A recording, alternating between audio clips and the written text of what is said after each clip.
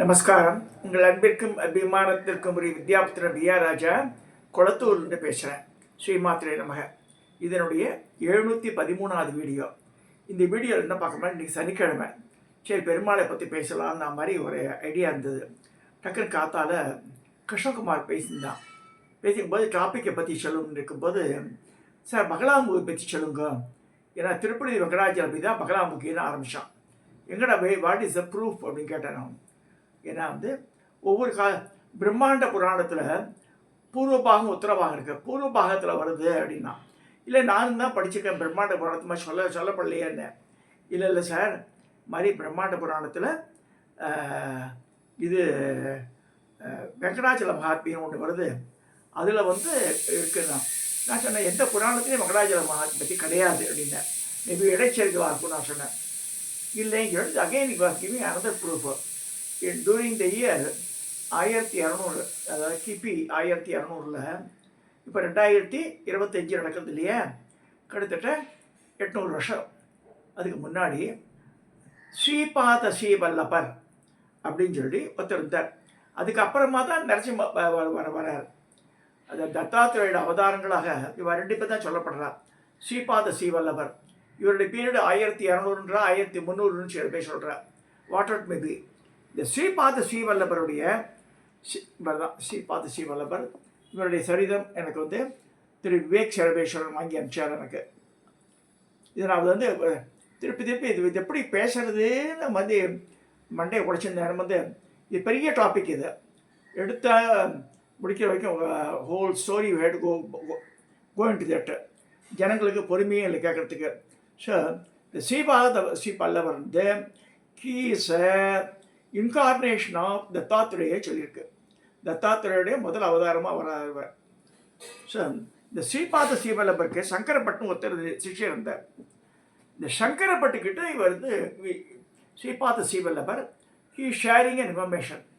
திருப்பதி வெங்கடாச்சலபதி இவர் தான் முன்னாடி பகலாமுகியாக இருந்திருக்கார் அப்படின்னு சொல்கிறார். So what is the proof? ஒவ்வொரு கல்பத்திலையும் காலகட்டத்திலையும் திருப்பதியில் இருக்கிற இந்த சுவாமியை வெவ்வேறு விதமாக நிறைய பேர் வெங்கட சுப்பிரமணியம் பேர் வச்சுப்பார். எப்படி வெங்கட சுப்பிரமணிய சுவாமி வெங்கடாஜலபதிக்கான சம்பந்தம்னா, முருகரா வர்ஷிப் பண்ணிருப்பா ஒரு காலத்தில். அதே இந்த உருவத்தை அதே இப்போ ஆழ்வார்கள்லாம் சொல்கிறா நீழ்ச்சடையும் நீள்முடியும் தாழ்ச்சடையும் மாதிரி சொல்லியிருக்கா. ஈஸ்வரனால் ஆழ்வார்களை பாடியிருக்கா. அதே நேரத்தில் சுப்பிரமணிய சுவாமியாக உஷப் பண்ணியிருக்கா. ஒரு நேரத்தில் காளியாக பகலாமுகியாக சொல்லிடலாம், அந்த மாதிரி உஷப் பண்ணியிருக்கா. இப்போ கடைசியில் ராமானுஜ பீரியடில் 1000 வருஷத்துக்கு அப்ராக்சிமேட்லி 1000 இயர்ஸ் அந்த பீரியட்லேருந்து வெங்கடாச்சல பெருமாளை உருவகம் பண்ணியிருக்கா. இது அத்தாரிட்டேட்டிவ் யார் சொல்கிறாருன்னா, இவர் இந்து மதம் இங்கே போகிறது. இவர் தாத்தாச்சாரியங்கார் ஜியர். இவர் ஸ்ரீரங்கத்தில் இருந்தவர், பரமாச்சாரியாருக்கு ரொம்ப வேண்டியவர். மோர் தென் 100 இயர்ஸ் லீவ்டு. இவர் நக்கீரனுக்கு அந்த காலத்தில் பேட்டி கொடுத்து, நக்கீரனில் இது ரெகுலர் ஆர்டிக்கலாகவே அந்த காலத்தில் என்ன பண்ணுற எப்படி இருக்கா பாருங்க. திருப்பதி வெங்கடாஜலபதி அம்பா ஸ்வரூபமாக இருக்கா.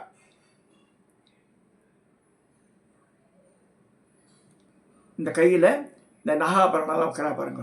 இதுதான் உருவம், ஒரிஜினல் உருவம். திருப்பதியில் இருக்கிறது, மூலஸ்தானத்தில் இருக்கிறது இதுதான். இப்படி தான் இருக்குது. 2 கை, வெறுங்கை வேடன்னே சொல்லியிருக்கா. ஆழ்வார்களே சொல்கிறா வெறுங்கை வேடன், அதாவது ஆயுதங்களே கிடையாது. சங்கு சக்கரன்றது பெருமாளுடைய பின்னாடி இந்த திருவாசியில் ஒரு காப்பர் ராடு, அதில் சொருகி தான் வச்சுருக்காத. ஸோ திருப்பதியில் இருக்கிற சுவாமியை ஒவ்வொரு காலகட்டத்தில் ஒவ்வொரு சுவாமியாக உருவப்படுத்தி பூஜை பண்ணியிருக்கா அப்படின்னு வேறு தாத்தாச்சாரியாக சொல்கிறார். அது ராமானுஜர் காலத்தில் இந்த மான் மழுவத்துக்கு உடச்சி போட்டுட்டு சங்க சக்கரை வைக்கிறார் தோள்பட்டையில்.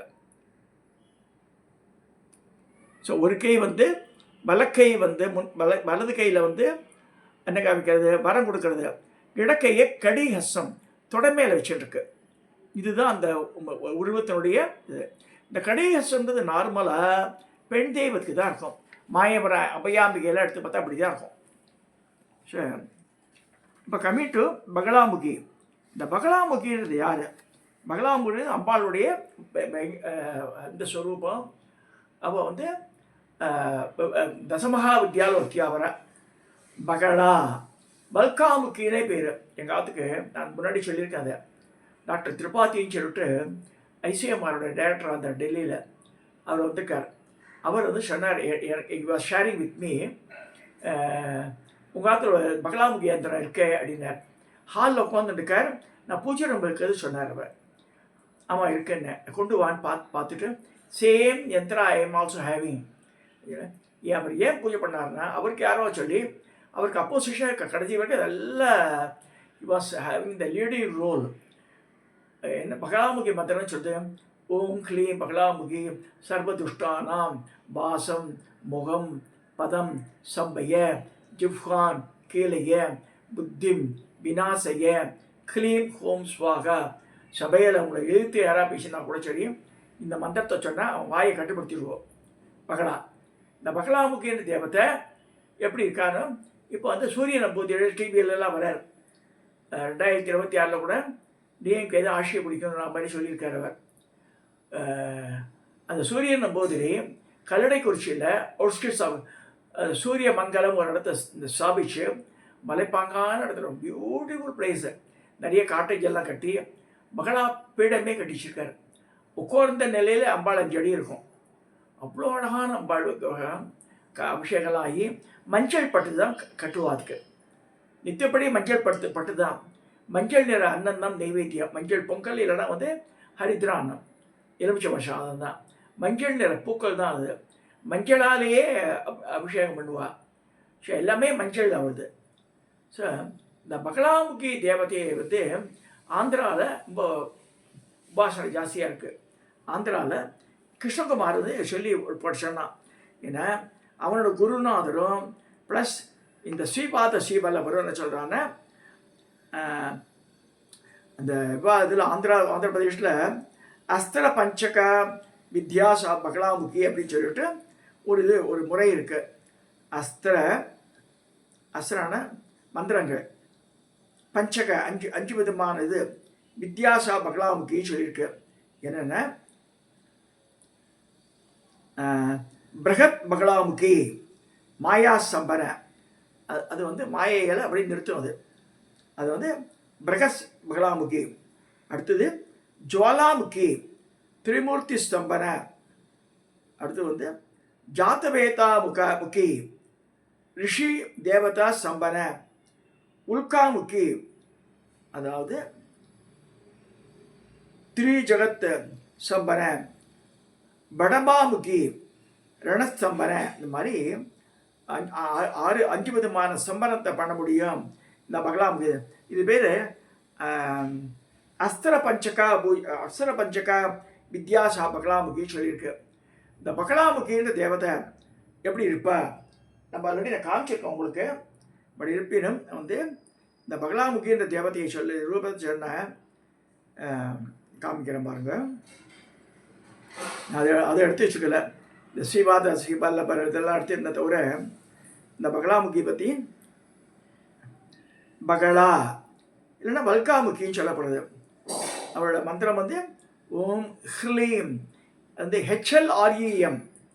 நம்மளோட HRLEMனு HL ஹ்லீம் வருதும் REM. ஸோ அந்த ரா வரணும். நார்த் இந்தியாலாம் ஹ்லீம் பிஎம் மட்டும் தான் சொல்கிறா.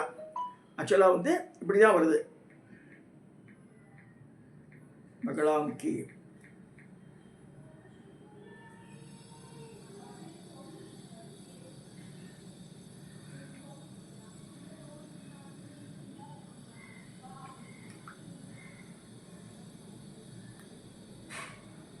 இவருடைய யந்திரம் எப்படி இருக்கு?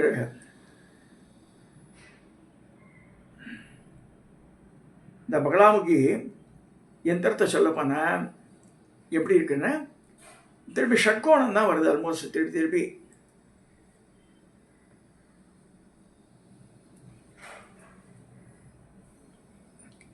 இதுதான் பகலாமுகியோட யந்திரம்.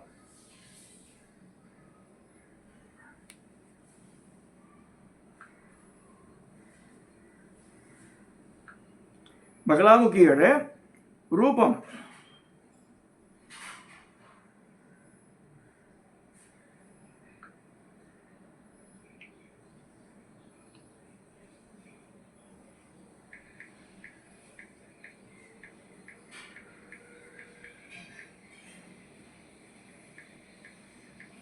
இந்த சூரிய நம்பூதிரியோடைய இது பார்த்தா ஸோ பியூட்டிஃபுல்லாக கிளி கொஞ்சம் மாதிரி இருக்கும் அந்த அம்பாள். அங்கே நேரம் போய் பார்த்தா அவ்வளோ அழகாக இருக்குது.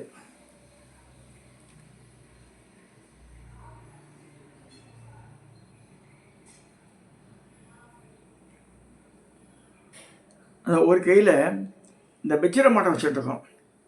நம்ம இதில் இருக்கிறது கல்லடக்குறிச்சியில் இந்த சூரிய மங்கலத்தில் இருக்கிற அம்பாள் வந்து ஒரு கையில் இதை வச்சுட்டுருக்கா, அந்த வெச்சிரம்ன்ற ஆயுதத்தை வச்சுட்டுருக்கா. ஒரு கையில் வந்து பாசமாட்டம் வச்சுட்டு மஞ்சக்கலை வஸ்திரம் தரிச்சு உட்காந்துட்டுருக்கா.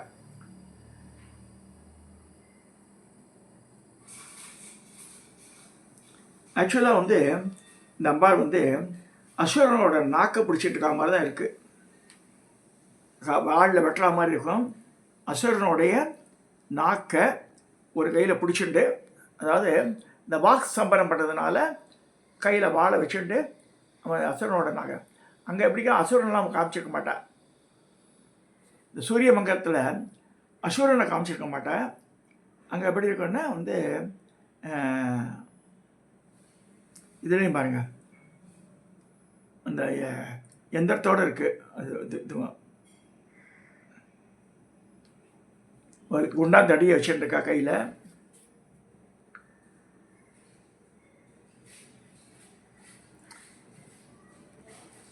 ஷட்கோணம் தான் அது. அந்த அசுரனோட நாக்கை இழுத்து பிடிச்சிட்டுருக்கா.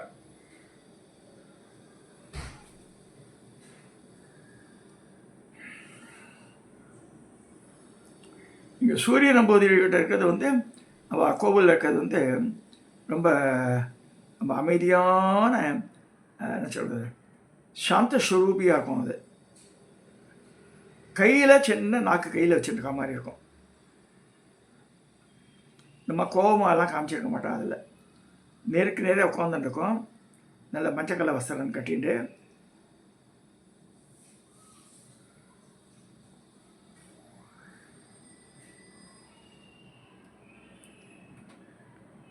இதில் கூட பாருங்கள் அசுரனோட நாக்கை பிடிக்கிற மாதிரி தான் இருக்குது.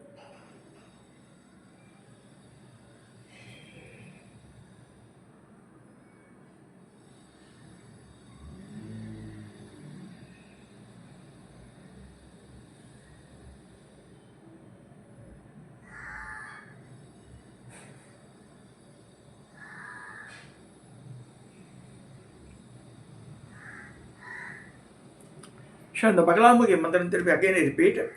ஓம் க்ளீம் பகலாமுகி சர்வதுஷ்டானாம் வாசம் முகம் பதம் சம்பய ஜிஹ்வான் கீழைய புத்திம் விநாசைய க்ளீம் ஹோம் ஸ்வாகா அப்படின்னு இருக்கு. இங்கே வந்து இந்த கல்லடக்குறிச்சியில் இருக்கிறது இப்படத்தில் இப்படியா இருக்கு.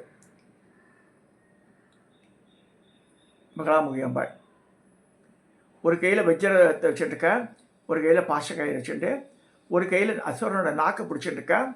அபயம் கொடுக்குற மாதிரி இருக்குது. இந்த பகலாவை தான் வந்து திருப்பதி பெருமாளை இப்போ பெருமாளாக இருக்கார். இந்த கல்பத்தில் முன்னாடியே உபாசிச்சிருக்கா. காளியாக உபாசனை பண்ணியிருக்கா, முருகனாக உபாசனை பண்ணியிருக்கா, அப்புறமா சிவனாக உபாசனை பண்ணியிருக்கா. ஸோ ஒவ்வொரு காலகட்டத்தில் அந்த தேவதையை அந்தந்த ஆயுதங்களை வச்சு நம்ம உபாசனை பண்ணியிருக்கா. ஏன்னா வந்து இந்த ஸ்ரீவாத ஸ்ரீபல்லவர் சரித்திரத்தில் பார்த்தா இதை வந்து அவரால் சொல்லப்பட்ட இந்த மெசேஜ் வந்து அவருடைய சிஷ்யரான சங்கர பட் அப்படின்றவருக்கு இவர் சொன்னதாக சொல்லப்படுறது. ஸோ இந்த மெசேஜ் தெரிஞ்ச உடனே I thought of sharing the people. இது மாதிரி நிறைய பேர் இது மாதிரி அதாவது ஒரு இதை சொன்னோன்னா இப்போ பிரமாணம் சொல்லணும். யார் சொன்னா, எதில் சொல்லியிருக்கு, இதெல்லாம் சொன்னாதான் இருக்கும். ஸ்ரீபாத ஸ்ரீவல்லபருடைய இன்னொரு படம். இவர் வந்து தத்தாத்திரேயருடைய அவதாரம், முதல் அவதாரம். அடுத்து நரசிம்ம சரஸ்வதி ஒன்று வரும், அது அடுத்த அவதாரம். பின்வரும் நாட்களில் இவருடைய சரிதத்திலே சிறிதெல்லாம் சொல்லப்படும் உங்களுக்கு. இது தத்தாத்திரேயரும் அனகாலட்சுமியும்.